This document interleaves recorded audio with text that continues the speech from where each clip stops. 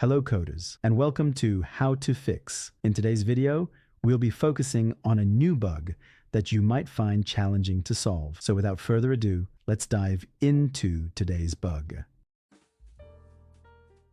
Let's now execute code 1 to generate the error and observe the outcome. Here's a detailed analysis and the remedy for this problem. Feel free to pause the video to read through the explanation. Now let's rectify the code and examine the resultant output.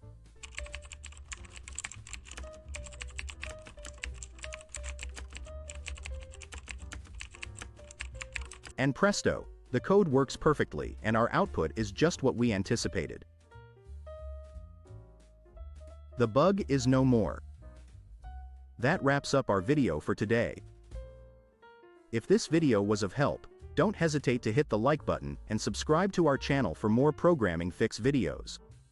Keep the curiosity alive, keep growing, and happy programming to all.